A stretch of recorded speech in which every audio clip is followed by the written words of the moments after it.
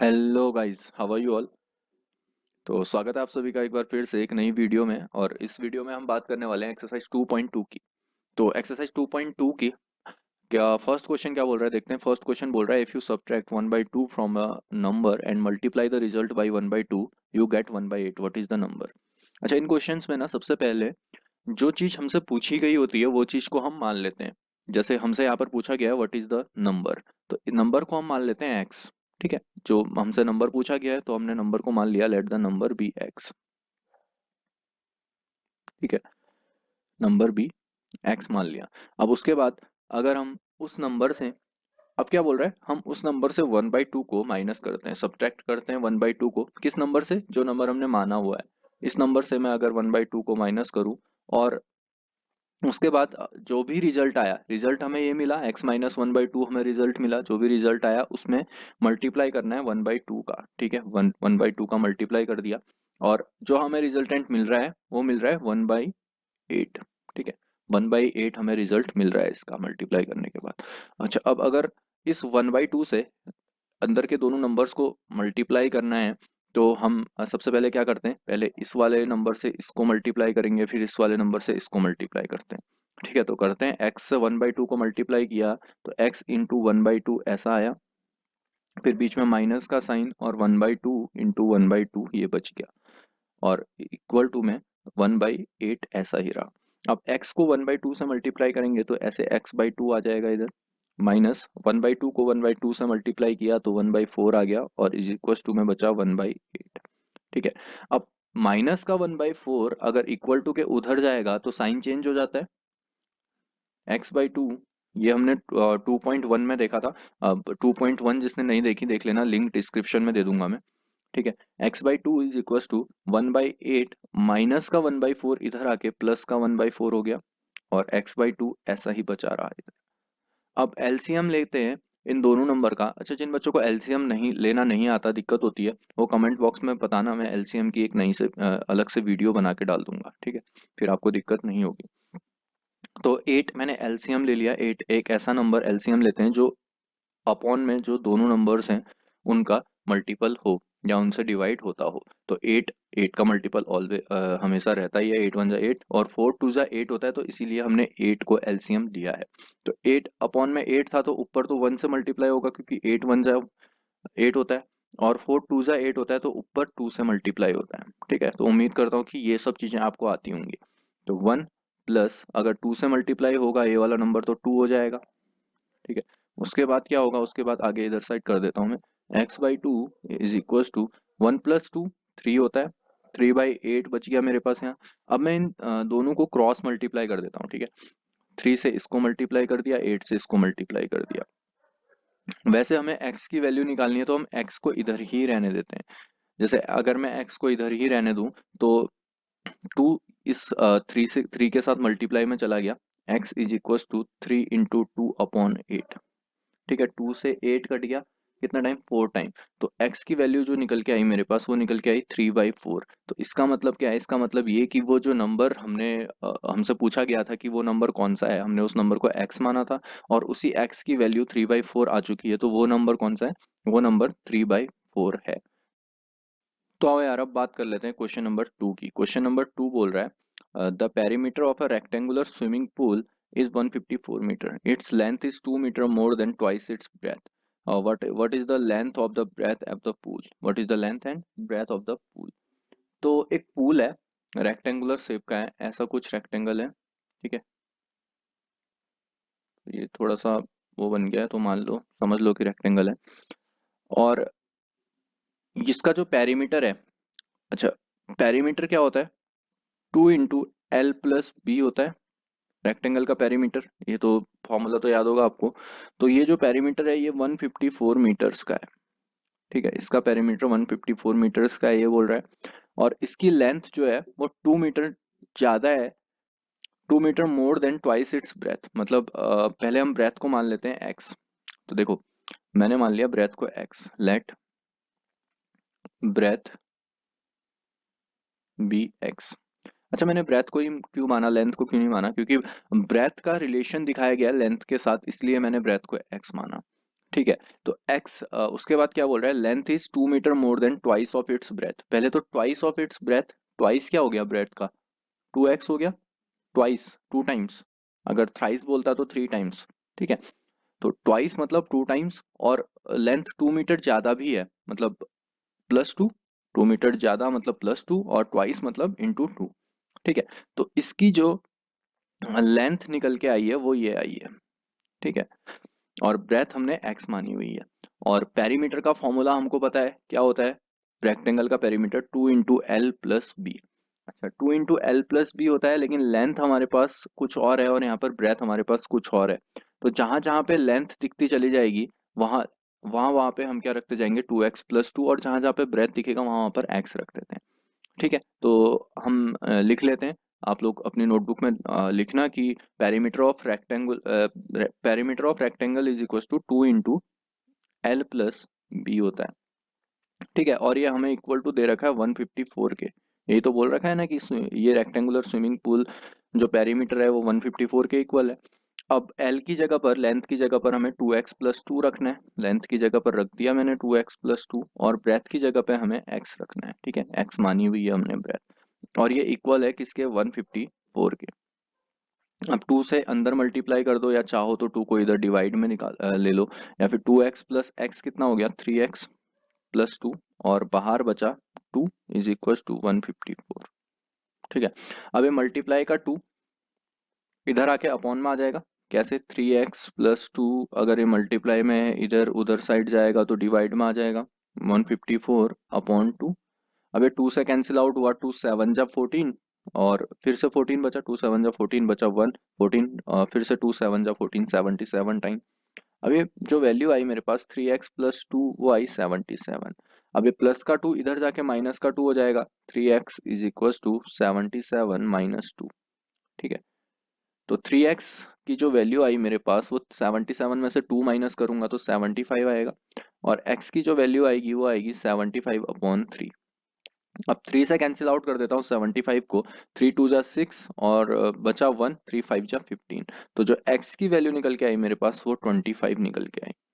इसका मतलब हमने ब्रेथ को x माना है, तो माना था, तो उसकी जो ब्रेथ है वो x 25 होगी, क्योंकि x की वैल्यू 25 आ गई ना, तो इसकी जो ब्रेथ है वो 25 हो गई। और इसकी जो लेंथ होगी, वो लेंथ हमें दी गई थी 2x, ट्वाइस के 2 मीटर ज्यादा थी। ठीक है, ब्रेथ के ट्वाइस के 2 मीटर ज्यादा थी, तो x की जहां जहां पर x दिख रहा है वहां पर 25 रख दो। 2 × x की जगह पर मैंने 25 रख दिया +2। अब 2 × 25 हम सबको पता है 50 होता है, 50 + 2, तो जो लेंथ आई मेरे पास वो आई 52। तो इसकी जो लेंथ है वो 52 मीटर्स है। तो अब बात करते हैं क्वेश्चन नंबर 3 की। क्वेश्चन नंबर 3 बोल रहा है, the base of N isosceles triangle is 4/3 centimetre, the perimeter of the triangle is 2/15 centimetre, what is the length और इधर द रिमेनिंग इक्वल साइड्स। अच्छा, एक आइसोसेलेस ट्रायंगल दिया गया हमें, जो 4/3 सेंटीमीटर का जिसका बेस है, और जिसका पेरीमीटर है ट्रायंगल का 2/15 सेंटीमीटर। तो हमसे पूछा गया है कि लेंथ और रिमेनिंग इक्वल साइड्स क्या होंगी इस ट्रायंगल की। तो आइसोसेलेस ट्रायंगल, पहले एक ट्रायंगल बना लेते हैं। ठीक है, तो इस ट्रायंगल में इसका जो बेस है वो 4/3 सेंटीमीटर है, और इसका जो पेरीमीटर है वो 2/15 सेंटीमीटर है। अच्छा, इसका पेरीमीटर लिखने से पहले इसको फ्रैक्शन वैल्यू में कन्वर्ट कर देते हैं। फ्रैक्शन वैल्यू में कैसे कन्वर्ट करते हैं, 15 × 4, पहले इससे इसको मल्टीप्लाई करते हैं, फिर इसमें ऐड कर देते हैं। ठीक है, अब बेस वाले नंबर से इस वाले नंबर को मल्टीप्लाई कर देते हैं, और जितना भी आता है उससे फिर न्यूमरेटर को ऐड कर देते हैं।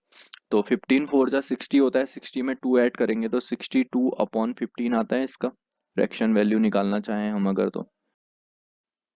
तो हमारा जो पेरीमीटर ऑफ ट्राइंगल होता है वो होता है सम ऑफ ऑल साइड्स।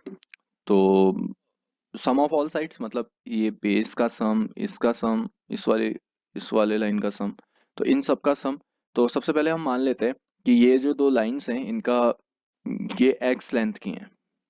ठीक है, अगर x लेंथ की हैं तो सम ऑफ ऑल साइड्स मतलब x + 4/3, और ये पेरीमीटर इक्वल है, टोटल पेरीमीटर कितना है इसका 62/15 है। ठीक है। और x प्लस एक्स 2x होता है, 2x plus 4/3 is equal to 62/15। अब ये प्लस का 4/3 इधर जाएगा तो माइनस हो जाएगा, 2x is equal to 62/15 minus 4/3। ठीक है। अब अगर मैं इसको माइनस करूं तो एलसीएम मेरे को 15 लेना पड़ेगा, क्योंकि 15 जो एक ऐसा नंबर है जो 3 से भी डिविजिबल है और 15 से भी डिविजिबल है। तो 15 वन टाइम मल्टीप्लाई होता है तो ऊपर भी वन टाइम ही मल्टीप्लाई होगा, और 3 5 जा 15 होता है तो 4 किससे मल्टीप्लाई होगा, 5 से मल्टीप्लाई होकर लिखेंगे। ठीक है। तो 62 माइनस 20 और इक्वल टू में आया इधर 2x। तो यहाँ पर अगर मैं 62 में से 20 माइनस करूं तो मेरे पास बचता है 42/15, और उधर साइड है 2x, मेरे पास 2x इज इक्वल टू 42/15 मेरे पास बचा है। और ये इंटू का 2 अगर उधर साइड आएगा तो अपॉन में आ जाएगा, तो ये ऐसा कुछ होगा x is equal to 42/15 into 1/2, क्योंकि इंटू इंटू में 2 होता है तो उधर साइड आके क्या होता है, अपॉन में चले जाता है, और 2 से कैंसिल आउट होता है 21 टाइम। तो जो x की वैल्यू आई मेरे पास वो आई 21/15, और ये 3 से कैंसिल आउट होता है, 3 5 जा 15, 3 7 जा 21। तो जो x की वैल्यू निकल के आई वो आई 7/5। तो 7/5 मतलब ये वाली साइड भी 7/5 सेंटीमीटर और ये वाली साइड भी 7/5 सेंटीमीटर।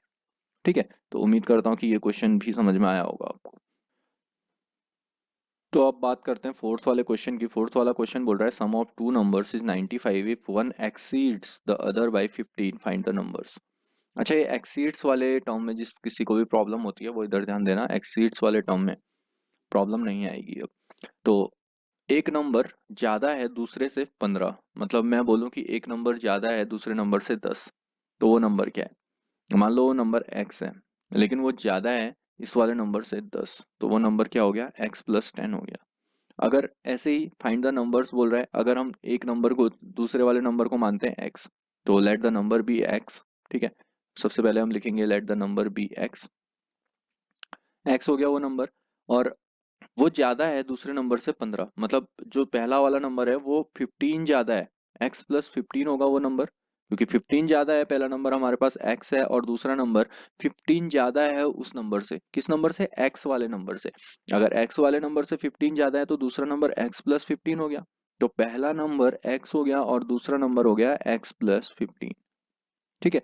15 ज्यादा है, और उसके बाद हमें बोला गया है कि दोनों नंबर्स का सम 95 है, मतलब x और x प्लस 15 इन दोनों का जो सम है, इन दोनों का जो एडिशन है वो 95 के इक्वल है, ये बोल रहा है। अब अगर इनको ऐड कर दें x प्लस एक्स 2x होता है, 2x plus 15 is equal to 95, और 2x is equal to 95 plus का 15 उधर गया माइनस में, तो माइनस हो गया, और 2x इज इक्वल टू जो आया 95 में से 15 माइनस करते हैं तो 80 आता है, और x की वैल्यू आ गई मेरे पास 80/2। तो 2 से ये कैंसिल आउट हो गया कितने टाइम, 40 टाइम। तो x की वैल्यू आ गई मेरे पास 40। तो पहला नंबर तो हमारे पास आ गया, जो नंबर हमने माना था वो x, और जो दूसरा नंबर वो 15 ज्यादा है, तो वो 15 ज्यादा है तो 40 में 15 ऐड करेंगे तो वो नंबर निकल जाएगा, क्योंकि वो नंबर इस 40 से 15 ज्यादा है, तो 55 हो गया वो नंबर। दूसरा वाला नंबर हो गया 55, पहला वाला नंबर हो गया 40। तो क्या देखो, इन दोनों को ऐड करके 95 आ रहा है या नहीं आ रहा है, कमेंट सेक्शन में बताना मुझे कमेंट करके। ठीक है। तो अब बात करते हैं क्वेश्चन नंबर 5 की। क्वेश्चन नंबर 5 बोल रहा है two numbers are in the ratio 5:3, if they are differ by 18 what are the numbers. अच्छा, डिफर का मतलब होता है डिफरेंस। ठीक है, उनको उनका जो डिफरेंस है। तो सबसे पहले मैंने पहले क्वेश्चन में ही बता दिया था कि हम उस नंबर को मानेंगे जो हमें निकालना है। हमें क्या निकालना है, हमें वो दो नंबर्स निकालने हैं। तो हम पहले नंबर को मान लेते हैं, let the first number be x. तो पहले नंबर को हमने x मान लिया, और हमें दिया गया है उन दोनों का जो डिफरेंस है। ठीक है। उन दोनों नंबर्स का जो डिफरेंस है वो 18 के इक्वल है, और वो दोनों रेशियो में है 5:3 के। तो पहला नंबर क्या हो जाएगा, पहला नंबर 5x हो जाएगा अगर रेशियो में, और दूसरा नंबर क्या हो जाएगा, 3x हो जाएगा अगर रेशियो में। ठीक है। तो हमने उस नंबर को x माना है। ठीक है। तो रेशियो दिया गया है हमें 5 और 3 का, तो पहला नंबर 5x हो गया और दूसरा नंबर 3x हो गया रेशियो से। ठीक है, और उन दोनों के बीच का डिफरेंस 18 दे रखा है। अगर मैं इन दोनों को माइनस करूं, 5x, डिफर डिफर मतलब डिफरेंस, ठीक है, 5x माइनस 3x, इन दोनों का डिफरेंस करूँ तो वो 18 के इक्वल आ रहा है। तो अगर 5x में से 3x माइनस करेंगे तो 2x बचता है, और 2x की वैल्यू 18 के इक्वल है, तो 2 से 18 कैंसिल आउट हो गया 9 टाइम, तो x की वैल्यू आ गई मेरे पास 9। तो इसका मतलब कि वो दोनों नंबर्स क्या क्या होंगे, पहला नंबर 5x आया है, दूसरा नंबर 3x आया है, और x की वैल्यू 9 आई है। तो पहला number, first number is equal to क्या होगा, 5 इंटू एक्स की जगह पर 9 रख दो, 45 पहला नंबर हो गया। और जो सेकंड नंबर होगा वो क्या होगा, 3 इंटू एक्स की जगह पर 9 रख दो, दूसरा नंबर 27 होगा। तो यार इनका भी मेरे को डिफरेंस करके बताना कि इन दोनों का डिफरेंस क्या 18 के इक्वल आ रहा है। ऐसे चेक कर सकते हैं हम कि हमारा आंसर सही है या नहीं है। इन दोनों का डिफरेंस जो है वो 18 के इक्वल आना चाहिए, तब जाके हमारा आंसर एकदम करेक्ट है। ठीक है, तो अब बात करते हैं क्वेश्चन नंबर 6 की। क्वेश्चन नंबर 6 बोल रहा है, three consecutive integers add up to 51, what are these integers.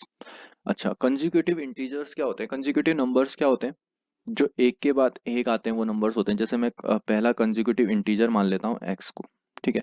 अगर मैं पहला कंसेक्यूटिव नंबर एक्स को मान रहा हूँ तो अगला नंबर क्या होगा, एक्स प्लस वन होगा। उसके बाद अगला नंबर क्या होगा, प्लस वन और कर देंगे एक्स प्लस टू। देखो, जिन्हें समझ में नहीं आया वो इधर ध्यान देना।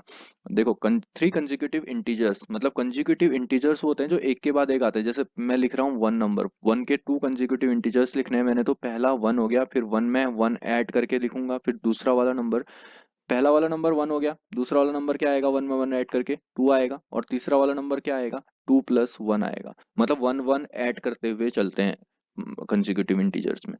ठीक है, तो कंसेक्यूटिव इंटीजर्स याद रखना आपसे, जहां कहीं भी कंसेक्यूटिव इंटीजर्स दिखेगा उसमें प्लस वन ऐड करके चलते हैं। तो पहला नंबर हमारा एक्स हो गया, दूसरा नंबर हमने प्लस वन ऐड कर दिया, तीसरा नंबर में भी प्लस वन ऐड कर दिया। अच्छा, वो हमसे क्वेश्चन में बोला गया है थ्री कंसेक्यूटिव इंटीजर्स, तीन कंसेक्यूटिव इंटीजर्स ले लिया हमने, और ये ऐड हो रहे हैं 51 तक, मतलब इनका जो एडिशन है वो 51 आ रहा है। ठीक है, तो मतलब X plus one plus X plus two, इन सबका जो एडिशन है वो 51 के इक्वल है। तो हमें वो इंटीजर्स पता करने हैं कि वो इंटीजर्स हैं क्या आखिर। ठीक है, तो देखो कैसे पता करेंगे। तो एक्स प्लस एक्स 3x हो गया, और टू प्लस वन कितना हो गया, थ्री हो गया, और ये किसके इक्वल है, ये 51 के इक्वल है। अगर ये प्लस का थ्री उधर साइड जाएगा तो माइनस का थ्री हो जाएगा, 3x is equal to 51 minus three. तो 3x इज इक्वल टू, अगर मैं 51 में से 3 को माइनस करूंगा तो 48 आएगा, और x इज इक्वल टू, ये इनटू में है, उधर जाके अपॉन में आ जाएगा 48 अपॉन थ्री, और 3 से कैंसिल आउट करेंगे इसे तो 3 वन जा थ्री, थ्री सिक्स जा 18, तो x की जो वैल्यू आई वो 16 आई। और वो तीन कंसेक्यूटिव इंटीजर्स क्या होंगे, पहला वाला तो x है यानी कि पहला वाला तो 16 है, दूसरा वाला x प्लस वन यानी कि 16 plus one is equal to 17, और तीसरा वाला है x प्लस टू यानी कि 16 plus two is equal to 18। तो तीन कंसेक्यूटिव इंटीजर्स कौन से हुए, 16 17 18। ठीक है, ऐसे ही वन के हमने तीन कंसेक्यूटिव इंटीजर स्टार्टिंग में देखे थे, वन टू थ्री, और थ्री के क्या होंगे तीन consecutive integers, three four five. तो उम्मीद करता हूँ कि ये कंसेक्यूटिव इंटीजर्स वाला जो डाउट है ये भी आप लोगों को क्लियर हो चुका होगा इस क्वेश्चन के साथ साथ। ठीक है, तो अब बात करते हैं सेवन्थ वाले क्वेश्चन की। सेवन्थ वाला क्वेश्चन बोल रहा है, the sum of three consecutive multiples of 8 is 888, find these multiples. अच्छा, ऊपर हमने देखा था कि तीन कंसेक्यूटिव मल्टीपल्स को कैसे निकाला जाता है। हमने लिए थे तीन नंबर, पहला नंबर हमने माना था x, दूसरा नंबर हमने माना था x प्लस वन, तीसरा नंबर हमने माना था x प्लस टू। ठीक है, वन वन ऐड कर दिया। अब हमसे बोला गया है कि ये जो सम है तीन कंसेक्यूटिव मल्टीपल्स का, इन तीन कंसेक्यूटिव मल्टीपल्स का, और ये तीनों कंसेक्यूटिव मल्टीपल्स 8 के मल्टीपल्स हैं। अच्छा, ये 8 के मल्टीपल्स कब होंगे, जब इन्हें 8 से मल्टीप्लाई कर दिया जाएगा। जैसे टू के मल्टीपल्स कौन कौन से नंबर होते हैं, टू के टेबल में जो जो नंबर्स आते हैं वो सारे टू के मल्टीपल्स होते हैं, टू टू जा फोर, टू थ्री जा सिक्स, टू फोर जा एट, ये सारे नंबर्स टू के मल्टीपल्स होते हैं। और 8 के मल्टीपल्स क्या होंगे, 8 से मल्टीप्लाई कर देंगे तो ये वो सारे 8 के मल्टीपल्स हो जाएंगे। जैसे x है, अगर इसमें 8 का मल्टीप्लाई कर दें 8x हो जाएगा ये, तो ये 8 का मल्टीपल हो गया। वैसे ही दूसरा वाला number 8 into x plus one, ये 8 का मल्टीपल हो गया 8 से मल्टीप्लाई करके। फिर तीसरे वाले नंबर को भी 8 से मल्टीप्लाई कर दिया तो ये भी 8 का मल्टीपल हो गया 8 से मल्टीप्लाई करके। और हमें बोला गया इनका सम, सम बोला गया तो सम मतलब एडिशन, इन इन सब का एडिशन किसके इक्वल है, 8 8 8 के इक्वल है। ये बोल रहे हैं। अच्छा, अब क्या करते हैं, अब 8 से इनको अंदर मल्टीप्लाई कर दो। 8x प्लस, अब 8 से मल्टीप्लाई करना आता है ना, पहले इस वाले नंबर को करेंगे फिर इस वाले नंबर को करेंगे, सेम ऐसे ही इस वाले नंबर को करेंगे फिर इस वाले नंबर को करेंगे। तो 8 से अगर मैं x को मल्टीप्लाई करूं तो 8x आता है, फिर 8 से 1 को मल्टीप्लाई करूं प्लस 8 आता है, प्लस फिर 8 से x को मल्टीप्लाई करेंगे तो 8x आता है, फिर 8 से 2 को मल्टीप्लाई करेंगे तो 16 आता है, और ये इक्वल है 888 की। ठीक है, तो 8x प्लस 8x 3 बार आ रहा है, तो 8x plus 8x 16x, 16x में 8x ऐड करेंगे तो वो होता है 24x। ठीक है, सेम वेरिएबल आपस में ऐड होते हैं, तो ये सेम वेरिएबल्स हैं, और ये 8 और 16 सेम वेरिएबल्स हैं, और 16 में 8 ऐड करते हैं तो वो भी 24 के इक्वल होता है। और ये वैल्यू किस किस के इक्वल है, ये वैल्यू 888 के इक्वल। अब 24x is equal to, plus का 24 उधर साइड चला गया और माइनस का 24 हो गया, फिर ये 888 माइनस 24 ऐसा हो जाएगा। अब 24x इज इक्वल टू 888 में से अगर मैं 24 माइनस करूं तो कितना आएगा, 468, 864 आएगा। उसके बाद x is equal to 864 upon 24। अब देखो, अब ये 24 है और इसके लास्ट में भी 4 है, मतलब 2 से तो कंफर्म कैंसिल आउट होता है, तो मैं क्या देखता हूँ, क्या 4 से भी कैंसिल आउट होगा, ये 4 6 जा 24 होता है, 4 2 जा 8 होता है। ठीक है, फिर 6 है, 4 1 जा 4 बचा 2, 24, 4 6 जा 24।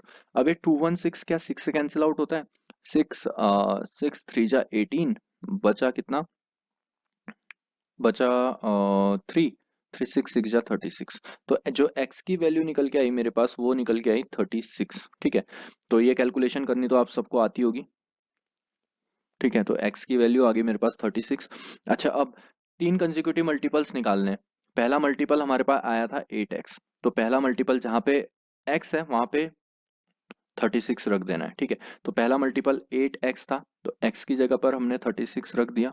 और दूसरा मल्टीपल क्या था हमारे पास, चलो पहले इसे मल्टीप्लाई करके देख लेते हैं। तो 36 से अगर 8 को मल्टीप्लाई करेंगे तो 8 6 जा 48, 8 बचा 4, 8 8 3 जा 24 और 4 28। तो पहला मल्टीपल हमारे पास आ गया 288, और दूसरा multiple 8 into x plus one था, तो एक्स की जगह पर हमने फिर से 36 रख देना है प्लस वन। देखो इधर से दूसरा मल्टीपल हमने ये लिया था ना, 8, ये वाला 8 इंटू एक्स प्लस वन, तो एक्स की जगह पर मैंने 36 रख दिया, तो 8 इंटू 37 हो जाएगा अगला मल्टीपल। अगर 37 से 8 को मल्टीप्लाई करेंगे तो कितना आएगा, 8 7 जा 56 बचा 5, 8 3 जा 24 और 5 29, तो 296 आ गया दूसरा मल्टीपल। और तीसरा मल्टीपल क्या आएगा, 8 इंटू एक्स प्लस टू हमने दूसरा मल्टीपल तीसरा मल्टीपल लिया था, तो 8 इंटू एक्स की जगह पर मैंने 36 रखना है, 36 प्लस टू यानी कि 8 इंटू 38। तो 8 को 38 से मल्टीप्लाई करेंगे तो कितना आएगा, 8 8 जा 64 बचा 6, 8 3 जा 24 और 304। अब अगर मैं इनको देखूं तो इनमें क्या 8 8 8 प्लस हो रहा है, देखो इसमें 8 प्लस करके इतना आ रहा है, फिर इसमें 8 प्लस करके इतना आ रहा है, तो 8 के तीन कंसेक्यूटिव मल्टीपल्स जो भी आ रहे हैं वो 8 8 8 प्लस करके आ रहे हैं। ठीक है, तो ये हमारा पहला कंसेक्यूटिव मल्टीपल हो गया, ये दूसरा, ये तीसरा। तो अब बात कर लेते हैं क्वेश्चन नंबर 8 की। क्वेश्चन नंबर 8 बोल रहा है, three consecutive integers are such that when they are taken in increasing order and multiplied by 2 3 and 4 respectively they add up to 74, find these numbers। अच्छा, थ्री कंसेक्यूटिव इंटीजर्स, पहला consecutive integers x मान लेते हैं, दूसरा x plus one, तीसरा x plus two. ये तो बहुत आसान हो गया, ये तो हमने सीख लिया है पिछले दो क्वेश्चंस में कि कंसेक्यूटिव इंटीजर्स को कैसे मानना है, या कंसेक्यूटिव इंटीजर्स आखिर होते क्या हैं। ठीक है, तो तीन कंसेक्यूटिव इंटीजर्स हैं और इनको ऐड कर सकते हैं हम कितने तक, तो इनको 74 तक ऐड कर सकते हैं। और इनको इंक्रीजिंग ऑर्डर में लेना है, इंक्रीजिंग ऑर्डर मतलब बढ़ते हुए छोटे से बड़े की तरफ, तो सबसे पहले छोटा आया फिर उससे बड़ा फिर उससे बड़ा, ऑलरेडी इंक्रीजिंग ऑर्डर में है। ठीक है, तो इनको इंक्रीजिंग ऑर्डर में मल्टीप्लाई करना है, इसको 2 से मल्टीप्लाई करना है, इस वाले को 3 से मल्टीप्लाई करना है। अच्छा देखो, ये 3 से मल्टीप्लाई होगा ना तो ये पूरा मल्टीप्लाई होगा, सिर्फ x मल्टीप्लाई नहीं होगा, प्लस वन भी मल्टीप्लाई होगा, ये चीज ध्यान में रखनी है। और इसको 4 से मल्टीप्लाई करना है, और फिर से ये 4 से सिर्फ x मल्टीप्लाई नहीं होगा, प्लस का 2 भी मल्टीप्लाई होगा। ठीक है, ठीक है, तो मल्टीप्लाई करके हमारे पास पहली वैल्यू आ गई 2x, दूसरी वैल्यू आ गई 3x प्लस थ्री, और तीसरी वैल्यू आ गई 4x प्लस एट। और हमसे ये भी बोला गया है कि दे ऐड अप टू 74, मतलब इनका जो एडिशन है वो 74 तक है। ठीक है, इनका जो एडिशन ऐड का साइन लगा देते हैं और वो है 74 तक। तो हमें वो नंबर्स फाइंड आउट करने हैं। तो सबसे पहले अगर x निकालेंगे तो वो नंबर्स भी निकल जाएंगे इजीली। तो देखो 2x, सेम टर्म्स वाले नंबर्स एक साथ ऐड कर देते हैं, 2x plus 3x plus 4x, 2x plus 3x 5x, 5x plus 4x 9x होता है। तो 9x प्लस 3 प्लस 8 11 होता है। 11 इज इक्वल टू 74 ऐसा आया। अब ये प्लस का 11 उधर साइड गया तो माइनस का 11 हो गया। अगर 74 में से 11 माइनस करेंगे तो 63 आता है। और x की जो वैल्यू आएगी ये इनटू में है 63 के अपॉन में आ जाएगा 9। फिर 9 9 7 जा 63 होता है ना। तो x की जो वैल्यू आई वो 7 आ गई। ठीक है, तो अगर x की वैल्यू 7 आई तो इधर 2x है, 2 इंटू एक्स, तो x की जगह पर हमने 7 रख देना है।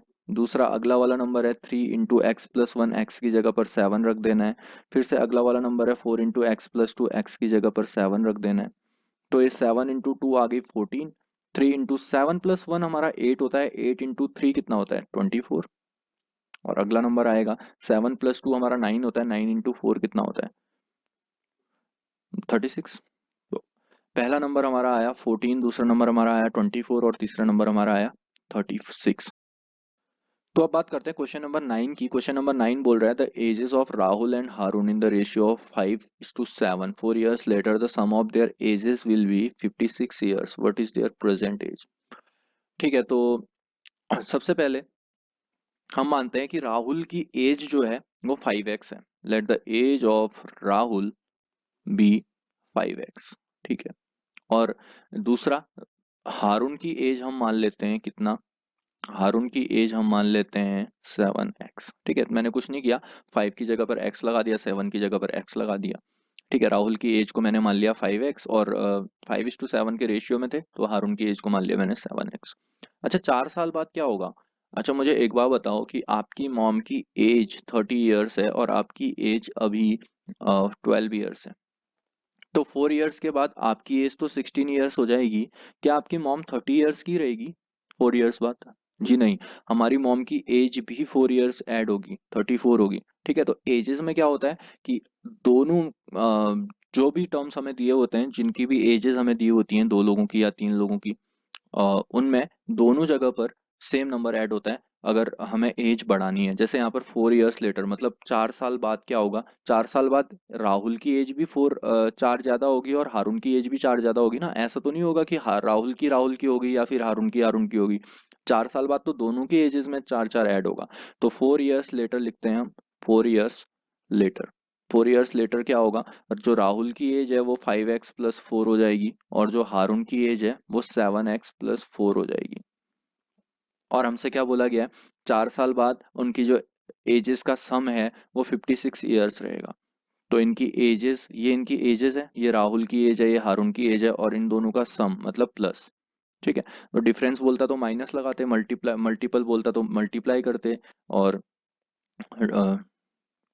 डिवीजन बोलता तो क्या करते, डिवाइड करते। तो इन दोनों का जो सम है वो 56 के इक्वल है, ऐसा हमसे बोला गया है। अच्छा, अगर इन दोनों सेम टर्म्स को ऐड करें, 5x और 7x को और 4 और 4 को, तो कितना आ जाएगा, 7 प्लस 5 होता है 12, तो 12x प्लस 4 प्लस 4 हमारा 8 होता है। तो ये आ गया हमारा 56 के इक्वल। और ये प्लस का 8 उधर जाएगा तो माइनस के 8 में कन्वर्ट हो जाएगा। तो 56 माइनस 8, तो 12x इज इक्वल टू 56 में से 8 माइनस करेंगे तो हमारे पास आता है 48। तो x की जो वैल्यू आएगी वो आएगी 48/12। तो 12 4 जा 48 होता है, तो x की वैल्यू आ गई हमारे पास 4। अब हमें उनकी प्रेजेंट एज निकालनी है और प्रेजेंट एज का हमें रेशियो दिया गया था 5x और 7x। तो हमारे पास x की वैल्यू निकल चुकी है, तो उनकी प्रेजेंट एज क्या होगी, 5 इंटू एक्स, 5 इंटू एक्स यानी कि 5 इंटू 4 20, और हारून 7 इंटू 4 यानी कि 28। ठीक है, तो उनके प्रेजेंट एजेस क्या क्या होंगी, 20 और 28। तो अब बात कर लेते हैं क्वेश्चन नंबर 10 की। क्वेश्चन नंबर 10 बोल रहा है the number of boys and girls in a class are in the ratio 7:5। The number of boys is 8 more than the number of girls, what is the total class strength. तो हमसे class की strength पूछी गई है। तो first question से मैं बोलता हुआ ये आ रहा हूँ कि हमसे जो पूछा गया है हम उसे मान लेते हैं। तो हमसे पूछा गया है कि टोटल क्लास स्ट्रेंथ क्या है, तो हम मान लेते हैं let the class strength be x. ठीक है, तो आप लोग क्या लिखेंगे, आप लोग लिखेंगे let the total class strength be x. उसके बाद according to question, according to question, question बोल रहा है the number of boys and girls are in the class of 7:5। तो 7x, तो बॉयज को मान लेते हैं हम कितना, बॉयज रेशियो में 7:5 के, तो बॉयज 7 रेशियो में, तो 7x बॉयज को मान लेते हैं और गर्ल्स को मान लेते हैं हम कितना, गर्ल्स को मान लेते हैं हम 5x। ठीक है, तो फिर हमसे बोला गया है the number of boys is 8 more than the number of girls. अच्छा, अगर इन दोनों को मुझे इक्वल रखना हो, बॉयज और गर्ल्स के नंबर को मेरे को इक्वल बनाना हो, तो मुझे क्या करना पड़ेगा, मुझे ये बताओ। सोचो कि क्या करना पड़ेगा। देखो क्या करना पड़ेगा, number of boys is 8 more than the number of girls, मतलब बॉयज का नंबर जो है वो 8 ज्यादा है गर्ल्स से। अगर मैं इन दोनों को इक्वल बनाऊं आपस में, तो क्या बॉयज में 8 प्लस करके गर्ल्स को इक्वल रख दूं? जी नहीं, ऐसा नहीं करते। देखो, अगर बॉयज का जो नंबर है वो 7x है और बॉयज 8 ज्यादा हैं गर्ल्स से, अगर मुझे इसको इक्वल बनाना है तो मुझे गर्ल्स में 8 ऐड करना पड़ेगा ना। ये गलती बहुत सारे बच्चे करते हैं, तो इसलिए ध्यान देना कैसे किया। देखो, बॉयज का नंबर 7x है और गर्ल्स का नंबर 5x है। ठीक है, बॉयज 7x है और गर्ल्स 5x है। और हमसे बोला गया है कि number of boys is 8 more than the number of girls, मतलब बॉयज जो हैं वो 8 ज्यादा हैं गर्ल्स से। और हमें इन दोनों की वैल्यूज को इक्वल रखना है, तभी तो x की वैल्यू निकल पाएगी यार। तो अगर इन दोनों को इक्वल रखना है, तो जब बॉयज के नंबर में 8 माइनस करेंगे या फिर गर्ल्स के नंबर में 8 प्लस करेंगे, तभी तो ये दोनों चीजें आपस में इक्वल होंगी। ऐसा कुछ बोला गया है। मान लो तुम्हारी क्लास में टोटल 30 स्टूडेंट्स हैं, 30 में से जो नंबर ऑफ बॉयज हैं वो 2 ज्यादा हैं गर्ल्स से। मान लो 2 ज्यादा है तो 18, नहीं 16, 17 ये हो गए, और 4 ज्यादा है मान लो। ठीक है, 4 ज्यादा है गर्ल्स से। अगर मेरे को इन दोनों को इक्वल बनाना है तो मुझे इसमें 4 ऐड करना पड़ेगा, तभी तो 17 इज इक्वल टू 17 आएगा ना यार। ऐसा तो नहीं कि इसमें मैं 4 ऐड कर दूं 21 इज इक्वल टू 13 लिख दूं, ये तो इक्वल नहीं होगा। ठीक है, तो उम्मीद करता हूँ कि ये कंसेप्ट आपको एकदम से क्लियर हुआ होगा, तो ऐसी गलती एग्जाम में नहीं करनी है। तो number of boys is 8 more than the number of girls, तो इक्वल बनाने के लिए हमें गर्ल्स में 8 ऐड करना पड़ेगा। ठीक है, तो उसके बाद 5x वाली वैल्यू इधर आएगी, तो 7x minus 5x is equal to 8 हो गया। और 7x में से 5x माइनस करेंगे तो 2x इज इक्वल टू 8। तो x इज इक्वल टू 8/2, और 2 से 8 कैंसिल आउट हो गया 4 टाइम्स, तो जो x की वैल्यू निकल के आई मेरे पास वो निकल के आई 4। तो अगर x की वैल्यू मेरे पास 4 निकल के आई है, तो इस वाली वैल्यू में रख देते हैं। बॉयज की जो नंबर ऑफ बॉयज आएंगे वो कितने आएंगे, 7 इंटू 4 यानी कि 28, और जो नंबर ऑफ गर्ल्स आएंगी वो कितनी आएंगी, 5 इंटू 4 यानी कि 20। तो अब 20 तो 8 ज्यादा है क्या गर्ल्स बॉयज से, वो बॉयज 8 ज्यादा है क्या गर्ल्स से, बिल्कुल है। तो यहाँ पे वाली चीज हमेशा ध्यान में रखना। ठीक है, तो ये वाला एग्जाम्पल आपको समझ में आया होगा। तो यहाँ पे वाली चीज हमेशा ध्यान में रखना, इक्वल टू में जब गर्ल्स हमें दे रखा है कि बॉयज 8 ज्यादा हैं, तो गर्ल्स में हम 8 प्लस करेंगे ताकि ये दोनों आपस में इक्वल हो जाएं, इसलिए। ठीक है, तो उम्मीद करता हूँ कि ये क्वेश्चन भी आपको क्लियर हुआ होगा। क्वेश्चन के साथ साथ आपको बहुत सारे कॉन्सेप्ट भी क्लियर हो रहे हैं। तो और अगर आप चैनल पर नए हैं तो प्लीज सब्सक्राइब करना, शेयर करना अपने दोस्तों के साथ ये कंसेप्ट, ताकि उनके भी कंसेप्ट क्लियर हो जाए। तो आओ यार, अब बात करते हैं क्वेश्चन नंबर 11 की। क्वेश्चन नंबर 11 बोल रहा है Bhaichung's father is 26 year younger than Bhaichung's grandfather and 29 years older than Bhaichung. The sum of their ages of all three is 135 years. What is the age of each one of them. अच्छा देखो, बाईचुंग के father 26 year younger हैं बाईचुंग के grandfather से, मतलब बाईचुंग के जो grandfather हैं वो 26 ईयर ज्यादा ओल्ड है बाईचुंग के फादर से। तो बाईचुंग की एज मान लेते हैं हम लोग एक्स। क्या मान लेते हैं कि let the age of Bhaichung be x. Bhaichung की एज हमने मान ली कितनी, एक्स। ठीक है, अगर बाईचुंग की एज हमने एक्स मान ली है, तो उसके बाद बाईचुंग की एज के साथ साथ कैसे खेलना है। देखो, हमें बोला गया बाईचुंग के फादर 26 ईयर यंगर हैं बाईचुंग के ग्रैंडफादर से, तो यहाँ पर तक तो इसके ग्रैंडफादर की बात हो रही है। ठीक है। 26 years younger than Bhaichung's grandfather and 29 years older than Bhaichung, मतलब बाईचुंग के जो फादर हैं वो 29 ईयर्स ओल्ड हैं बाईचुंग से। तो बाईचुंग की एज तो एक्स है और बाईचुंग के फादर कितने साल के हो जाएंगे फिर, एक्स प्लस 29 के हो जाएंगे, क्योंकि 29 ईयर्स ज्यादा हैं बाईचुंग से, बाईचुंग एक्स का है और उसके फादर 29 ईयर्स ज्यादा हैं, तो एक्स प्लस 29 हो गया। और उसके बाद अगली बात हमसे बोली गई कि जो सम है उनकी एजेस का, उन तीनों की एजेस का, वो 135 ईयर्स है। अच्छा, अभी ग्रैंडफादर की एज आनी बाकी है, तो ग्रैंडफादर की एज में क्या बोला गया हमसे, ग्रैंडफादर की एज में बोला गया है कि बाईचुंग के जो फादर हैं वो 26 ईयर यंगर है बाईचुंग के ग्रैंडफादर से, तो ग्रैंडफादर 26 ईयर ओल्डर होंगे ना बाईचुंग के फादर से। अगर ग्रैंडफादर 26 ईयर्स ओल्डर हैं बाईचुंग के फादर से, तो बाईचुंग के फादर की एज एक्स प्लस 29 अभी अभी हमने निकाली है, तो इसमें ऐड कर दो कितना, 26, तो बाईचुंग के ग्रैंडफादर की एज निकल जाएगी। तो 26 ऐड करने पर हमारे पास जो वैल्यू आएगी वो कितनी आएगी, वो आएगी 55, तो एक्स प्लस 55, तो बाईचुंग के जो ग्रैंडफादर की एज होगी वो एक्स प्लस 55 होगी। तो एक बार और देख लो फिर से, तो क्या बोला गया, Bhaichung father is 26 year younger than Bhaichung grandfather, तो बाईचुंग के ग्रैंडफादर से बाईचुंग के जो फादर हैं वो 26 ईयर यंगर हैं, मतलब छोटे हैं 26 ईयर, और बाईचुंग के ग्रैंडफादर क्या होंगे, 26 ईयर ओल्डर होंगे बाईचुंग के फादर से। ठीक है। और 29 ईयर ओल्डर देन बाईचुंग, और बाईचुंग के जो फादर हैं वो बाईचुंग से 29 ईयर्स ओल्डर हैं, तो फादर की एज एक्स प्लस 29 और ग्रैंडफादर की एज एक्स प्लस 29 में 26 ऐड कर दिया हमने, क्योंकि एक्स प्लस 29 किसकी एज थी, एक्स प्लस 29 बाईचुंग के ग्रैंडफादर की एज थी। ठीक है। तो अब हमसे क्या बोला गया, हमसे बोला गया इनकी तीनों की एजेस का सम, मतलब बाईचुंग की एज का सम, बाईचुंग के फादर की एज का सम, बाईचुंग के ग्रैंडफादर की एज का सम 135 ईयर्स है। तो तीनों का सम मतलब बाईचुंग का सम, बाईचुंग की एज एक्स, बाईचुंग के फादर की एज एक्स प्लस 29 और बाईचुंग के ग्रैंडफादर की एज एक्स प्लस 55 अभी अभी हमने निकाली हुई है, तो एक्स प्लस 55, और इन तीनों का जो सम है वो 135 के इक्वल है, ये हमसे बोला गया है। ठीक है। तो इतनी चीज क्लियर, अगर इतनी चीज क्लियर है तो उसके बाद x plus X plus x same terms, x plus X plus x 3x हो गया, और 55 में अगर मैं 29 ऐड करूंगा तो 84 होता है, 55 में 29 ऐड करके कितना होता है, 84 होता है, और ये इक्वल है 135 के, और 3x is equal to 135 plus का 84 उधर जाएगा तो माइनस का 84 हो जाएगा, माइनस 84, तो 135 में से 84 को माइनस करेंगे तो हमारे पास क्या वैल्यू आएगी, हमारे पास वैल्यू आएगी 51, तो x is equal to 51 upon 3, तो 3 से ये कैंसिल आउट हो गया 17 टाइम्स, तो x की जो वैल्यू आई वो आई 17।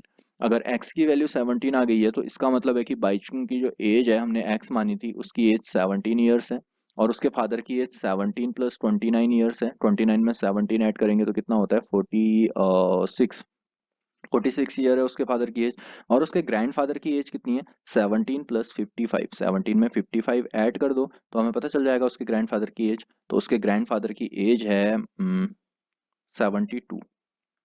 ठीक है। तो एक बार ऐड करके देख लेना खुद से, शायद यही वैल्यूज आएंगी। तो यार ये क्वेश्चन भी आपको क्लियर हुआ होगा। तो अब बात करते हैं ट्वेल्थ वाले क्वेश्चन की। ट्वेल्थ वाला क्वेश्चन बोल रहा है 15 years from now Ravi's age will be 4 times his present age, what is Ravi's present age. तो स्टार्टिंग के क्वेश्चन से ही हम बोलते हुए आ रहे हैं कि प्रेजेंट एज यानी कि जो पूछा गया है उसे मान लेते हैं, तो हम मान लेते हैं कि रवि की प्रेजेंट एज कितनी है, रवि की प्रेजेंट एज मान लेते हैं हम x, let Ravi's present age be x, और 15 ईयर्स फ्रॉम नाउ मतलब अब से 15 ईयर्स बाद, तो 15 ईयर्स बाद मतलब रवि की एज में क्या चेंजेस होंगे भाई, 15 ईयर्स लेटर रवि की एज में जो चेंजेस होंगे वो 15 ऐड हो जाएगा। आपकी एज में 15 ईयर बाद आज से क्या चेंजेस होंगे, आपकी एज में 15 ऐड हो जाएगा ना, उसी प्रकार रवि की एज में भी 15 ईयर्स के बाद 15 ऐड हो जाएगा। ठीक है। तो 15 years from now Ravi's age will be 4 times is present age, तो उसकी जो प्रेजेंट एज है अभी एक्स है, अगर एक्स का 4 टाइम्स करें तो 4 टाइम्स कितना होता है 4x होता है। तो हमसे बोला गया है कि 15 ईयर्स फ्रॉम नाउ आज से 15 साल बाद जो रवि की एज होगी वो 4 टाइम्स हो जाएगी उसकी प्रेजेंट एज की, मतलब 15 साल बाद 4x भी हो रहा है और 15 साल बाद x में 15 भी ऐड हो रहा है, तो ये दोनों आपस में इक्वल हो जाएंगे, क्योंकि ये भी 15 साल के बाद की एज है और ये भी 15 साल के बाद की एज है। तो अगर इन दोनों को आपस में इक्वल रखें तो ऐसा कुछ होगा, 15 साल बाद, 15 साल बाद ये चीज भी 4x है, और 15 साल बाद x+15 भी 15 15 साल के बाद ही है। तो ये x प्लस का उधर जाके क्या हो जाएगा, माइनस का x, यानी कि 4x minus x is equal to 15। अच्छा, अब कुछ बच्चे सोच रहे होंगे कि 4x को उधर लेके गए तो ये 4x इधर क्यों लिखा। दोनों चीजें सेम होती हैं, ठीक है। जैसे अगर मैं मान लो इधर x इज इक्वल टू 3 लिखूं या 3 इज इक्वल टू x लिखूं, तो दोनों चीजें सेम है वो। फिर उसके बाद 4x में से 3 x माइनस किया तो 3x आया मेरे पास, और इक्वल टू में 15, और x की जो वैल्यू आएगी वो आएगी 15/3, और 3 से 15 कैंसिल आउट होता है 5 टाइम, और x की वैल्यू आ गई मेरे पास 5। तो जो रवि की प्रेजेंट एज है वो x है, और 15 साल बाद रवि की एज कितनी हो जाएगी, 4 × 5, x की जगह पर 5 रख दिया तो 20 हो जाएगी, और अगर 15 में 5 ऐड कर देंगे तो भी 20 होगी, 15 में 5 ऐड करके तो भी 20 होगी। तो दोनों एजेस 20 के इक्वल आ रही है, तो दोनों एजेस मतलब हमारा जो आंसर है वो एकदम करेक्ट है, ठीक है। तो आओ यार, अब बात करते हैं क्वेश्चन नंबर 13 की। क्वेश्चन नंबर 13 बोल रहा है a rational number is such that when you multiply it by 5/2 and add 2/3 to the product you get -7/12, what is the number. अच्छा, वही कहानी जो हम स्टार्टिंग से मैं बोलता हुआ आ रहा हूँ कि नंबर को हमने x मानना है, जो चीज हमने निकालनी है उस चीज को हमने मान लेना है, ठीक है। x मानो, y मानो, z मानो, a b c, वो आपकी मर्जी है। तो मैं मान लेता हूँ let the number be x, let the number be x, ठीक है। वो नंबर हमने मान लिया x। अच्छा, उसके बाद क्या हो रहा है, हम उसमें 5/2 से मल्टीप्लाई कर रहे हैं। उस नंबर में हमने पहले उस नंबर को x माना हुआ है, उस नंबर को अगर मैं 5/2 से मल्टीप्लाई करूंगा तो ऐसा कुछ आएगा, x इंटू 5/2। उसके बाद जो भी आ रहा है उसमें हम ऐड कर रहे हैं 2/3। 2/3 ऐड करने के बाद ये और बोल रहा है ना कि and add 2/3 to the product, इसके जो प्रोडक्ट है इसमें 2/3 को ऐड करना है। उसके बाद हमें जो मिल रहा है वो मिल रहा है माइनस का 7/12 मिल रहा है, ठीक है। तो जैसा जैसा बोलता गया वैसा वैसा मैं करते गया, ठीक है। कैसे कैसे किया, पहले हमने नंबर को माना x, और उस नंबर में मल्टीप्लाई किया 5/2 से, और उसके प्रोडक्ट में, मतलब मल्टीप्लाई, प्रोडक्ट किसे बोलते हैं, मल्टीप्लाई करके ऐसे 2 × 3, यानी कि मैं इसको बोलूंगा ये 2 और 3 का प्रोडक्ट है, ठीक है। तो ऐसे ही x इंटू 5/2 भी प्रोडक्ट है, x और 5/2 का, और उस प्रोडक्ट में हमें 2/3 ऐड करना था, और हमें कितना मिल रहा था, हमें उसको ऐड करने के बाद मिल रहा था माइनस का 7/12। तो अब हमसे पूछा गया है कि वो नंबर क्या है। हमने उस नंबर को x माना है, इसका मतलब हमें उस x की वैल्यू निकालनी है, जो भी x की वैल्यू होगी वही वो नंबर होगा, ठीक है। तो अब देखो, 5/2 से अगर मैं x को मल्टीप्लाई करूं तो 5/2x ऐसा आएगा, प्लस 2/3, तो ऐसे ही रहा क्योंकि 2/3 तो ऐड नहीं हो सकता, और इज इक्वल टू माइनस का 7/12। अब मैं इस प्लस 2/3 को उधर साइड भेजूंगा तो माइनस का 2/3 हो जाएगा। 5/2x is equal to minus का 7/12, और प्लस का 2/3 इधर आके माइनस का 2/3 हो गया, और 5/2x तो अभी ऐसे ही रहेगा। और देखो एलसीएम क्या आएगा इसका, इसका जो एलसीएम आएगा वो 12 आएगा, क्योंकि 12 एक ऐसा नंबर है जो 12 खुद से तो डिविजिबल है ही, 3 भी डिविजिबल है 12 से, 3 4 जा 12 होता है। तो 12 इंटू 1, 12 1 जा 12 होता है, तो उस माइनस का 7 भी 1 से मल्टीप्लाई होगा, और 3 4 जा 12 होता है, तो 3 4 जा 12 होता है, ऊपर वाला नंबर 4 से मल्टीप्लाई होगा। तो ऊपर वाला नंबर 4 से मल्टीप्लाई होकर माइनस का 8 आएगा, क्योंकि यहाँ पर माइनस के साइन है ना, माइनस का 8 आएगा, और माइनस का 7 इंटू 1 माइनस का 7।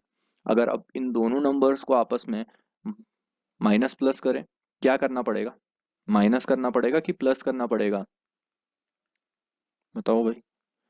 देखो, माइनस माइनस प्लस होता है, ठीक है। माइनस माइनस क्या होता है, प्लस होता है, लेकिन साइन हमेशा बड़े नंबर का आता है, हमेशा जब भी आप एडिशन या फिर किसी नंबर को माइनस कर रहे हो या फिर किसी नंबर को प्लस कर रहे हो, और वहां पर अगर बड़े नंबर का साइन प्लस में है तो प्लस ही आएगा, और बड़े नंबर का साइन अगर माइनस में है तो माइनस ही आएगा। तो यहाँ पर बड़े नंबर का साइन माइनस में है या फिर दोनों नंबर माइनस में है, तो ऑब्वियसली माइनस ही आने वाला है, और 8 और 7 को ऐड करके 15 होता है, 15/12, ठीक है। अब मुझे पता है ये कैंसिल आउट हो रहा है, लेकिन अभी रुक जाओ, थोड़ा सा थम जाते हैं, लास्ट में कैंसिल आउट करेंगे। अब देखो, यहाँ पर हमें x की वैल्यू निकालनी है, तो x को तो हम इधर ही रहने देते हैं, ठीक है। और बाकी के नंबर्स क्रॉस मल्टीप्लाई हो जाएंगे, क्रॉस मल्टीप्लाई ऐसे होते हैं, ठीक है। क्रॉस मल्टीप्लाई करना तो सबको आता होगा, है ना।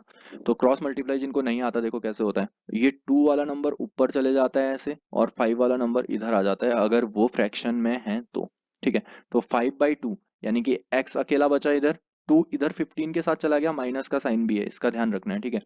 तो 15 के साथ चला गया 2 क्रॉस मल्टीप्लाई होके, और 12 के साथ आ गया 5 मल्टीप्लाई होके।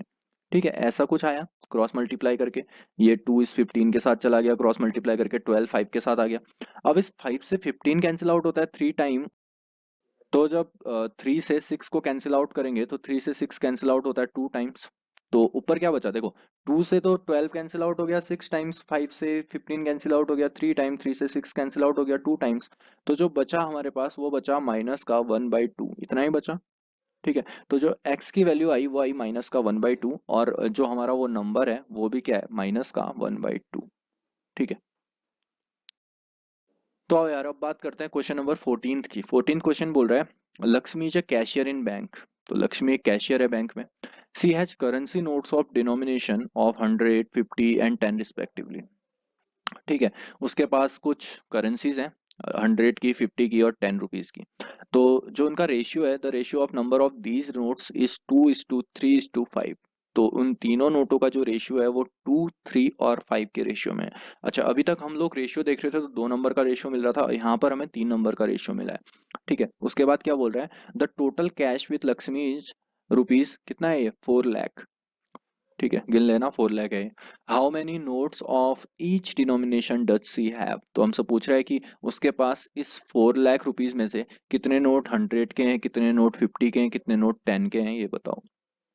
ठीक है, तो सबसे पहले क्या कि उसके पास मान लेते हैं, लेट द, क्या मानते हैं, जो निकालना होता है उस चीज को मानते हैं। तो हमें क्या निकालना है, कितने नोट्स उसके पास ईच डिनोमिनेशन के में है। अच्छा, ईच डिनोमिनेशन के नोट्स का हमें रेशियो दे रखा है, इधर पे रेशियो दे रखा है 2:3:5 का रेशियो दे रखा है। और हम मान लेते हैं उसके पास, और ये रिस्पेक्टिवली भी लिखा है। रिस्पेक्टिवली मतलब क्या होता है ना कि जैसे 2 का रेशियो 100 के साथ, 3 का रेशियो 50 के साथ और 5 का रेशियो 10 के साथ है। ठीक है, तो मैं मान लेता हूँ पहले जो 100 के नोट्स हैं उसके पास 100 रुपीज के, वो 2x हैं। उसके बाद 50 रुपीज के जो नोट हैं उसके पास 3x हैं, और जो बचे 10 रुपीज के नोट हैं उसके पास वो कितने हैं, वो उसके पास 5x हैं। ठीक है, ये तो हमने मान लिया। और अब एक बार बताओ, मान लो तुम मार्केट गए।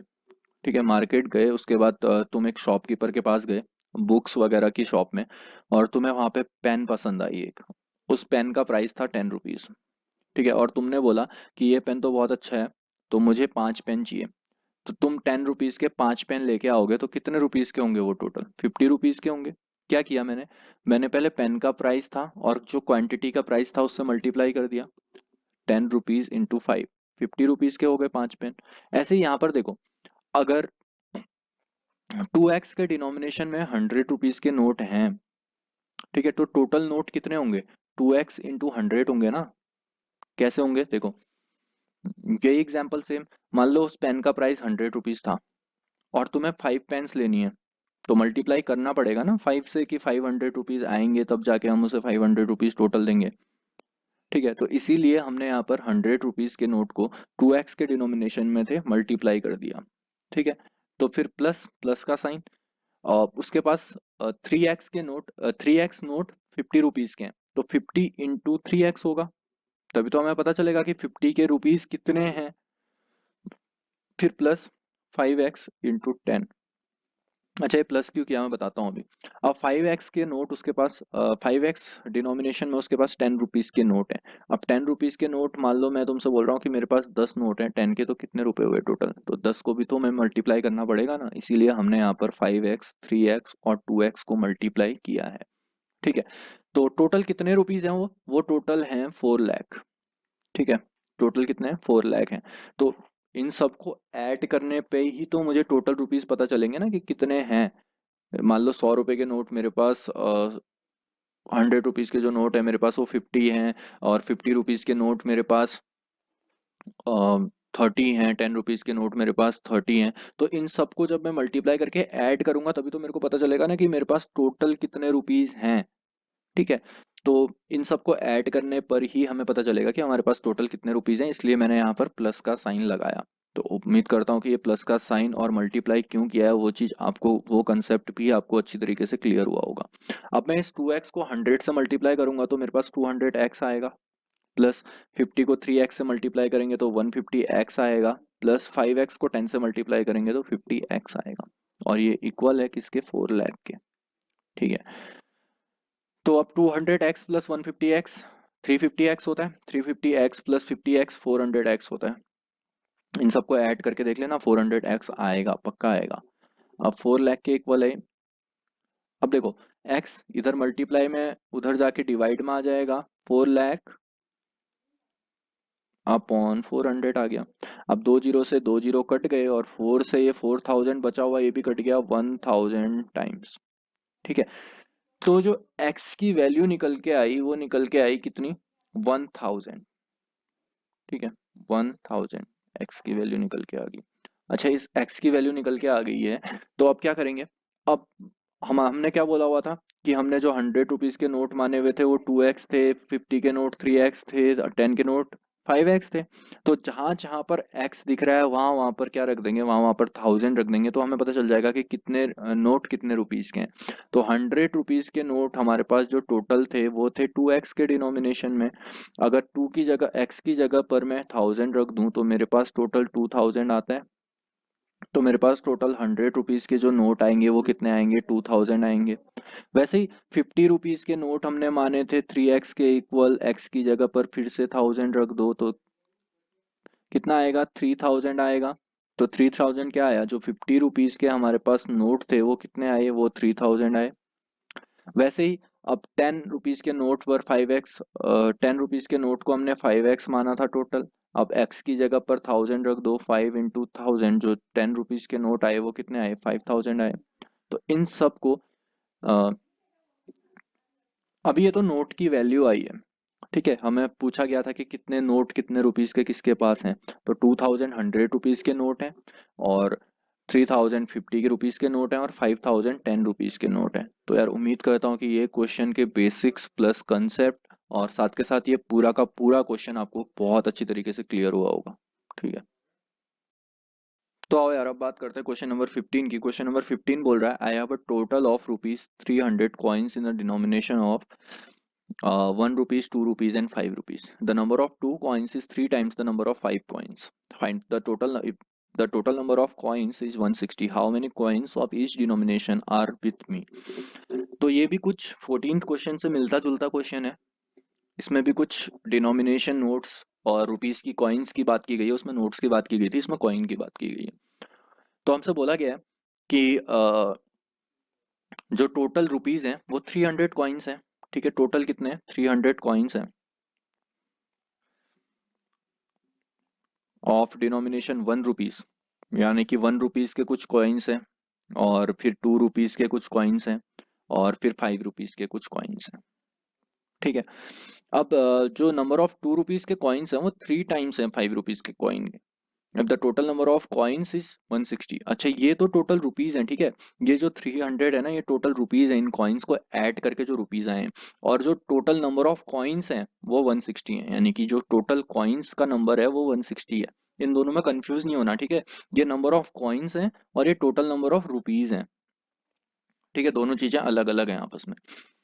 तो उसके बाद हमसे बोला गया है कि जो कॉइन्स हैं वो 1 रुपीज, 2 रुपीज और 5 रुपीज के डिनोमिनेशन में है।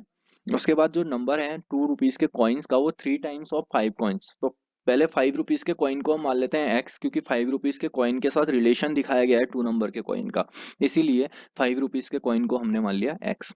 अच्छा, 5 रुपीज के कॉइन को अगर हमने एक्स मान लिया, तो जो 2 रुपीज का कॉइन है वो 3 टाइम्स है किसके, 5 रुपीज के कॉइन के। अगर 2 रुपीज का कॉइन 3 टाइम्स है 5 रुपीज के कॉइन का, तो 5 रुपीज के कॉइन को तो हमने एक्स माना है, तो 2 रुपीज का कॉइन क्या होगा, 3x होगा।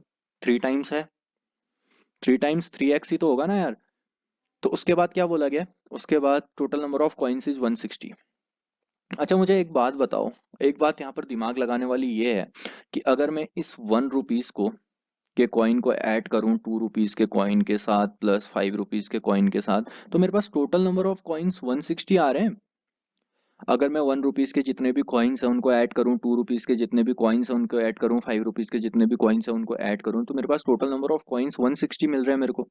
ठीक है, अगर मेरे को टोटल नंबर ऑफ कॉइन्स 160 मिल रहे हैं 1 रुपीज, 2 रुपीज और 5 रुपीज के ऐड करने पे, तो मेरे को टू रुपीज के कॉइन्स की तो वैल्यू पता है ना यार, अभी अभी तो निकाली हमने 3x, क्या कहते हैं क्वेश्चन के अकॉर्डिंग हमें दी गई है 2 रुपीज के कॉइन की 3x और 5 रुपीज के कॉइन की x। तो 2 रुपीज की जगह पर मैंने 3x रख दिया और 5 रुपीज के कॉइन की जगह पर मैंने x रख दिया, और इन दोनों का जो एडिशन है वो ऐड भी कर दिया मैंने और 160 के इक्वल रख दिया। लेकिन 1 रुपीज का क्या, 1 रुपीज का तो हमें कोई रिलेशन दे ही नहीं रखा है। तो 1 रुपीज का रिलेशन जो है ना वो हमको निकालना पड़ेगा खुद से। वो कैसे निकाल सकते हैं, देखो 1 रुपीज का तो मैंने 1 रुपीज ही लिख दिया इधर, ठीक है, 1 रुपीज प्लस लिख दिया। अब 3x प्लस एक्स कितना होता है, 4x होता है। अगर 3x प्लस एक्स 4x होता है तो ये 1 रुपीज तो यहाँ पर ऐसा ही रहेगा, plus 4x is equal to 160। अब जो 1 रुपीज के कॉइन आएंगे ना मेरे पास, वो 1 रुपीज का कॉइन क्या आएगा, वो 1 रुपीज के कॉइन का रिलेशन मेरे पास कुछ ऐसा आएगा, देखो 160 और ये प्लस का 4x उधर जाएगा तो माइनस का 4x हो गया। तो 1 रुपीज के कॉइन का डिनोमिनेशन मेरे पास कुछ ऐसा आया, 160 माइनस 4x। तो अब मेरे पास 1 रुपीज के कॉइन का भी डिनोमिनेशन आ चुका है, वो आ चुका है 160 माइनस 4x। अच्छा, जिन्होंने ये चीज ना नोट डाउन कर रहे हैं जो बच्चे, उन्होंने अगर नोट नहीं किया है तो ये एक बार पॉज करके नोट कर लेना, क्योंकि मैं इसको रब कर रहा हूँ, ठीक है। तो देखो यार, अब यहाँ पर कुछ ध्यान देने वाली चीजें हैं। ध्यान देने वाली चीजें ये हैं कि अगर मैं तुमसे बोलता हूँ कि मैंने तुम्हें वन वन रुपीज के 10 कॉइन दिए हैं, तो वो टोटल कितने रुपीज हो गए। अगर मैं तुम्हें 1 रुपीज के 10 कॉइन देता हूँ तो हम मल्टीप्लाई करके पता कर सकते हैं कि वो 10 रुपीज हो गए, ठीक है। अगर मैं 1 रुपीज के तुम्हें 20 कॉइन देता हूँ तो वो 20 रुपीज हो गए। तो हम मल्टीप्लाई कर रहे हैं ना बेसिकली 1 से। तो अगर 1 रुपीज का जो वैल्यू है वो कितना है, वैल्यू ऑफ 1 रुपीज, तो वो 160 माइनस 4x हमारे पास टोटल कॉइन निकल के आए हैं 1 रुपीज के। तो वैल्यू कितनी होगी, कितने से मल्टीप्लाई करना पड़ेगा, 1 रुपीज की वैल्यू 1 होती है, वैल्यू से मल्टीप्लाई कर दिया। अच्छा, हम ऐसा इसलिए कर रहे हैं क्योंकि हमें यहाँ पर टोटल 300 रुपीज दिए हैं। अब हम इसको रुपीज में कन्वर्ट करेंगे, हमें कॉइन्स तो पता चल गए कितने कितने हैं, तो इसीलिए अब हम इसे क्या करेंगे, अब हम इसे रुपीज में कन्वर्ट करेंगे। अच्छा मुझे बताओ, 2 रुपीज की वैल्यू कितनी होती है, 2 होती है। अगर मैं तुम्हें 2 रुपीज के मान लो 5 सिक्के देता हूँ, 5 सिक्के देता हूँ मैं तुम्हें, 5 कॉइन्स देता हूँ, तो वो कितने हो गए, टोटल कितने रुपीज हो गए, वो 10 रुपीज हो गए। क्योंकि 2 रुपीज की वैल्यू 2 होती है, वो तो ये तो नंबर ऑफ कॉइन्स है। तो ये क्या हो गए, ये वैल्यू हो गई और ये नंबर ऑफ कॉइन्स हो गए, ठीक है।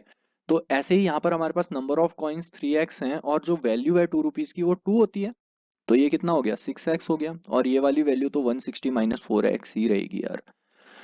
और 5 रुपीज के कॉइन की वैल्यू कितनी होती है, मैं बोल देता हूँ तुमसे, मैंने 10 कॉइन दे दिए तुम्हें 5 के, और कितने रुपीज हो गए वो टोटल, मल्टीप्लाई कर दिया 5 से तो 50 आ गया।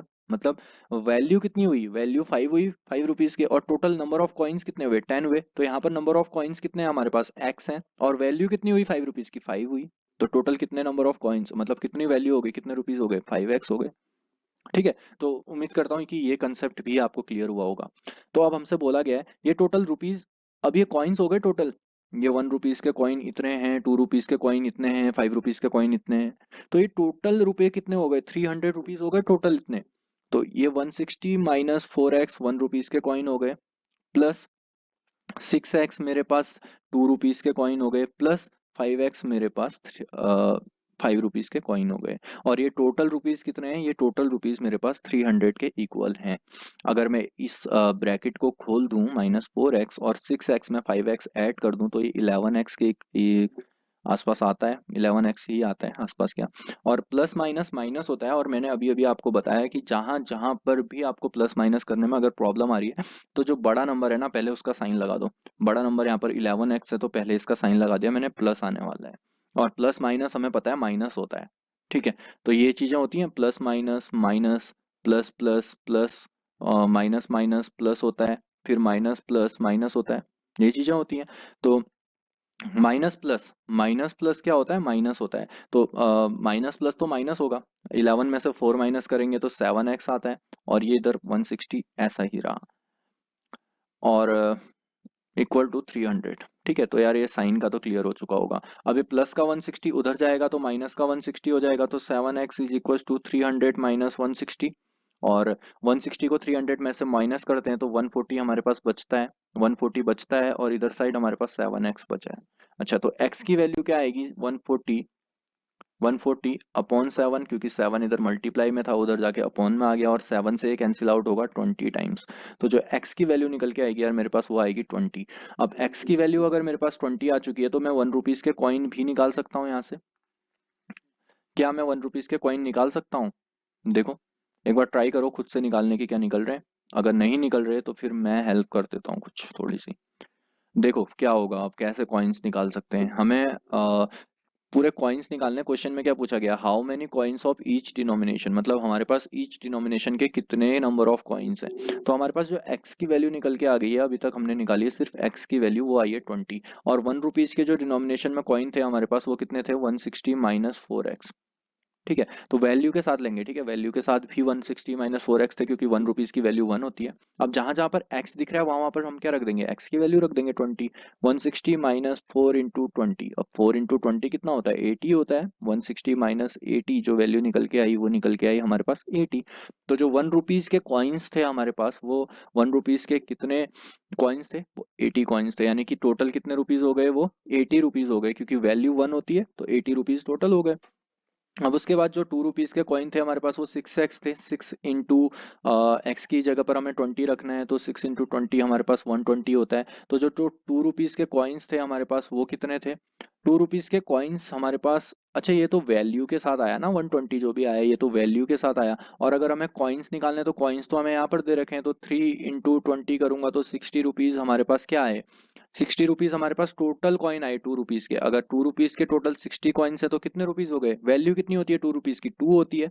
तो टोटल कितने कॉइन्स हो गए, टोटल 120 रुपीज हो गए हमारे पास। कॉइन्स तो टोटल 60 रहे, वैल्यू 2 रहती है, तो इसीलिए 120 कॉइन्स। ठीक है, और उसके बाद 5 रुपीज के कॉइन, 5 रुपीज के कॉइन की वैल्यू एक्स है, तो 5 रुपीज के कॉइन तो 20 रहे, लेकिन उनकी वैल्यू कितनी हो जाएगी, वैल्यू 5 से मल्टीप्लाई करेंगे तभी तो पता चलेगा कि 100 उनकी वैल्यू है। अब इन सबको ऐड करके देखो क्या 300 रुपीज आता है। तो अगर 300 आता है तो हमारा आंसर एकदम सही है। अच्छा, देखो जिसको नहीं समझ आया कि वैल्यू का क्या सीन है, तो वैल्यू का ये सीन है कि अगर मैं 5 रुपीज के तुम्हें 10 कॉइन्स देता हूँ, जैसे मैंने बताया, तो मैंने नंबर ऑफ कॉइन्स कितने दिए तुम्हें, 10 दिए, और रुपीज कितने थे, 5 थे। 5 के 10 कॉइन्स दूंगा तो टोटल रुपीज 50 होंगे ना। तो वही कंसेप्ट हमने इन सारी चीजों में लगा रखा है। तो उम्मीद करता हूँ कि ये क्वेश्चन आपको बहुत ही ज्यादा अच्छी तरीके से क्लियर हुआ होगा कंसेप्ट के साथ। तो बताना कि कमेंट सेक्शन में कि ये क्वेश्चन कैसा लगा आपको, एक्सप्लेनेशन कैसा लगा इसका। ठीक है, तो यार पहली बात तो आपको बहुत बहुत बधाई कि आप मेरे साथ अभी तक बने हुए हो, और अब हम इस एक्सरसाइज का लास्ट वाला क्वेश्चन करने वाले हैं। तो लास्ट वाला क्वेश्चन एक बार ध्यान से देखना क्या बोल रहा है। लास्ट वाला क्वेश्चन बोल रहा है, द ऑर्गेनाइजर्स ऑफ एन ऐसे competition decide that a winner in the competition get a prize of rupees 100 and participant who does not win gets a prize of rupees 25. If the total prize money is distributed is 3000, find the number of winners if the total number of participant is 63। अच्छा, हमें total number of participant दे रखे हैं 63, और उनमें से कुछ winners हैं। ठीक है, और उनमें से कुछ लूजर्स हैं। ठीक है, विनर्स लूजर्स करके ले लेते हैं। तो हमसे बोला गया कि जो ऑर्गेनाइजर्स हैं एक इस ऐसे कंपटीशन के, उन्होंने डिसाइड किया है कि जो विनर्स होंगे उनको हम 100 रुपीज का प्राइस देंगे, और जो लूजर्स होंगे उन्हें भी हम 25 रुपीज का प्राइस देंगे। उन्हें निराश नहीं भेजेंगे, उन्हें भी कुछ ना कुछ देंगे। तो विनर्स को टोटल 100 रुपीज का प्राइस मिलने वाला है, और लूजर्स को 25 रुपीज का प्राइस मिलने वाला है, और टोटल नंबर ऑफ स्टूडेंट 63 हैं। और जो टोटल रुपीज वो इन्वेस्ट कर रहे हैं वो 3000 रुपीज टोटल वो डिस्ट्रीब्यूट कर रहे हैं 3000 रुपीज, जिसमें से विनर्स के भी कुछ रुपीज हैं, जो जीते हैं उनके 100 100 रुपीज हैं, और जो लूजर्स हैं उनके 20 25 रुपीज हैं। ये हमसे बोला गया है, और हमें फाइंड करना है टोटल नंबर ऑफ विनर्स। ठीक है, तो टोटल नंबर ऑफ विनर्स निकालने के लिए सबसे पहले हम क्वेश्चन को ध्यान से देखते हैं कि हमें दी क्या क्या चीजें हैं। हमें दी गई है कि हमें ये बोला गया है कि विनर्स को 100 रुपीज मिल रहे हैं, लूजर्स को 25 रुपीज मिल रहे हैं, और टोटल प्राइज मनी दे रखी है, और टोटल नंबर ऑफ पार्टिसिपेंट दे रखा है। तो हम मान लेते हैं, हमें क्या निकालना है, शुरू से हम क्या करते जा रहे हैं, हम मान रहे हैं जो कौन सी वैल्यू मान रहे हैं जो हमें निकालनी है। हमें क्या निकालना है, हमें यहाँ पर निकालना है find the number of winners. अच्छा, find the number of winners मतलब हमें विनर्स का नंबर निकालना है, तो हम विनर्स के नंबर को मान लेते हैं x. Let the number of winners be x. ठीक है, तो विनर्स के नंबर को हमने एक्स मान लिया। उसके बाद जितने भी टोटल विनर्स हैं, मान लो 20 विनर्स टोटल हैं, उनको 100 रुपीज का कैश प्राइज मिल रहा है। तो एक बच्चे को 100 मिल रहा है, तो 20 को कितना, मान लो 20 टोटल्स विनर्स हैं, तो एक बच्चे को 100 रुपीज मिल रहा है, तो 20 को 20 इंटू 100 मिलेगा ना यार, 20 गुना ही तो मिलेगा। 2 को 100 इंटू 2 मिलेगा, 3 को 100 इंटू 3 मिलेगा, 4 को 100 इंटू 4 मिलेगा, ऐसे 20 को कितना मिलेगा, 20 इंटू 100। ऐसे ही एक्स को कितना मिलेगा, x इंटू 100 मिलेगा क्या? जी बिल्कुल मिलेगा, x इंटू 100 मिलेगा।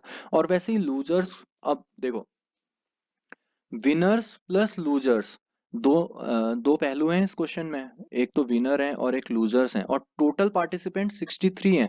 विनर्स और लूजर्स दोनों को मिला के पार्टिसिपेंट कितने हैं, 63 हैं, और विनर्स को हमने मान रखा है x, और लूजर्स को हमने अभी कुछ नहीं माना हुआ है, 63। ठीक है। और अगर विनर्स x हैं और लूजर्स, हमने लूजर्स को एल ही मान रखा है, वो 63 है, तो लूजर्स की वैल्यू कितनी आएगी, इस x को उधर भेज दो तो लूजर्स की वैल्यू 63 माइनस एक्स आ जाएगी क्या? तो अब विनर तो x हो गए और लूजर्स कितने हो गए, 63 माइनस एक्स हो गए। अगर 63 में से टोटल नंबर ऑफ पार्टिसिपेंट 63 हैं, उसमें से मैं विनर्स को माइनस कर दूंगा तो क्या मेरे लूजर्स निकल जाएंगे? तो यही बात तो ये 63 माइनस एक्स भी बोल रहा है। अच्छा, नोट नहीं किया है तो नोट कर लेना, क्योंकि मैं इसे रब करने जा रहा हूँ। तो अभी तक का काम हमने क्या क्या किया है, अभी तक का काम हमने किया है, हमने जो विनर्स का नंबर है वो x माना है, और जो लूजर्स हैं, टोटल पार्टिसिपेंट हमें 63 दे रखे थे, तो 63 में से अगर हम विनर्स को माइनस करेंगे तो हमें लूजर्स पता चल जाएंगे। और साथ साथ हमें ये भी बोला गया है कि जो विनर्स हैं वो 100 रुपीज़ का कैश प्राइज मिल रहा है उनको। अगर विनर्स को 100 रुपीज़ का कैश प्राइज मिल रहा है तो टोटल विनर्स एक्स हैं, और एक्स को 100 रुपीज़ का कैश प्राइज मिल रहा है, तो उसे हम मल्टीप्लाई कर देंगे 100 से। मान लो ऐसा कैसे आया, तुम्हारी क्लास में टोटल 10 स्टूडेंट्स हैं, उसमें से 5 विनर्स हैं और 5 लूजर्स हैं। ठीक है। और विनर्स को जो प्राइस दे रहे हैं वो 100 रुपीज़ का कैश प्राइस दे रहे हैं, और लूजर्स को 25 रुपीज़ का कैश प्राइस दे रहे हैं। अगर 5 विनर्स हैं तो कैसे निकालेंगे, 5 इंटू 100 करेंगे तो तभी तो टोटल रुपीज़ पता चलेंगे ना, कि 500 रुपीज़ हमने टोटल दे रखे हैं विनर्स को। तो ऐसे ही x इंटू 100 किया। और लूजर्स कितने हैं हमारे पास, लूजर्स हमारे पास 63 माइनस एक्स है, और इनको कितना कैश प्राइस मिल रहा है, इनको 25 रुपीज़ का कैश प्राइस मिल रहा है, तो इनको भी मल्टीप्लाई कर देंगे 25 रुपीज़ से, क्योंकि हमें टोटल रुपीज़ दे रखे हैं। टोटल रुपीज़ हमारे पास कितने हैं, 3000 है। तो टोटल रुपीज़ अगर 3000 है तो इनको ऐड करके जो इक्वल आना चाहिए वो 3000 के इक्वल आना चाहिए। ठीक है। तो उम्मीद करता हूँ कि इतनी चीज़ तो आपको क्लियर हुई होगी।